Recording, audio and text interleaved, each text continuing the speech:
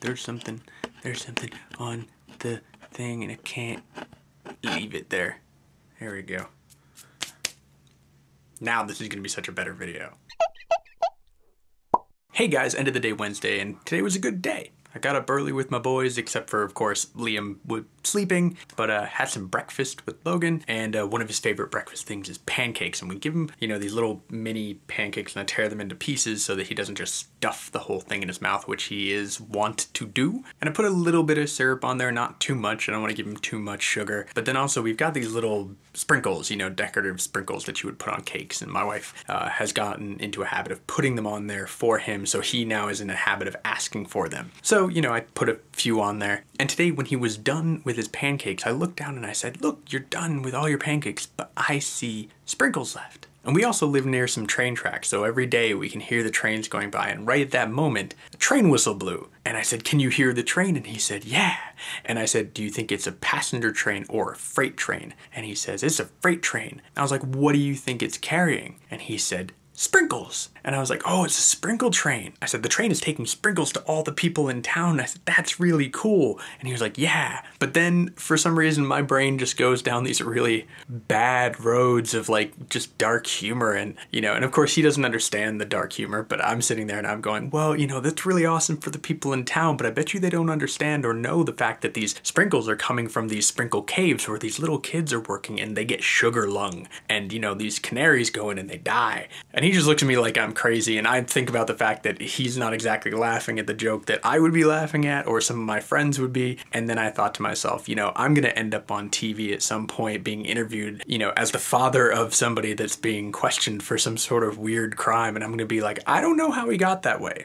I hear footsteps. On the healthier side of things, we took Liam to his first doctor's appointment just to see that his development was going well, and our doctor said it is. And what's really nice is our doctor is actually my doctor and my wife's doctor and her OB and Logan's doctor, and now he's Liam's doctor. So it's really awesome because anytime we go in for anyone's appointment, we can kind of get little checkups for everybody. Which worked out for me great today because I got my flu shot while Liam had his first checkup. Evidently, he's doing so well that he doesn't actually need to go in for another 5 weeks, which is really great.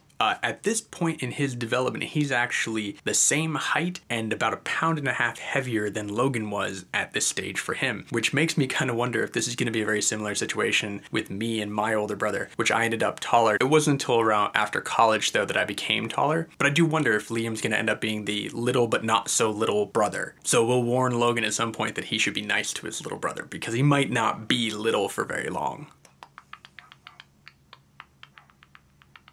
So what'll happen is he won't go back to the doctor until he's about 6 weeks old, and then we'll start getting him on his vaccination schedule. And I'm not trying to get into a huge debate about vaccinations, but you know, that's our choice. You know, I've been vaccinated, my wife has, Logan has, and that's just the way we believe things should be done, but you know, to each their own in a certain way. And also, as it is the end of the day, I actually just got home from seeing Attack on Titan Part 1 in the theater. For those people who know the anime, this is a live action version of that, and it's only being showed in very limited locations, and it's being shown at very limited times. So the theater I went to was only showing it, I think, 3 different times for part 1 in the beginning of October, and they're going to show part 2 for 3 times towards the end of October. So I've already got my ticket for that. And it was almost really funny because I've only watched part of the show. It was almost to the point where the first movie ended at the exact point that I stopped watching the show. Not because I didn't like it, just hadn't gotten back to it. But then the last 10 minutes just went a bit farther than I had seen on the anime. So, you know, no harm, no foul because I was going to see it anyway. And I'm probably not going to have time to finish watching the show before I get to go see part 2 in the theater. As for how the movie was, you know, it's not bad. I mean, it's probably only going to be good for the people who actually are fans of that show. The animation of the Titans was actually pretty cool, I thought, but I was kind of surprised. There is a lot of fluid that comes out of a body when it's bitten in half. I mean, way more than I expected. Kind of reminded me of old, like, 1970s kung fu films when, you know, the bodies would get cut and fountains of blood would come out. And randomly enough, a fashion rule that I learned today is if you want to look okay or decent, do not buy or wear black pants or black shorts when you live in a house with 5 cats. Epic fail. Even before going to the doctor's office today, Michelle just stopped me at the door because I had these black shorts on, and she was like, whoa, you need to be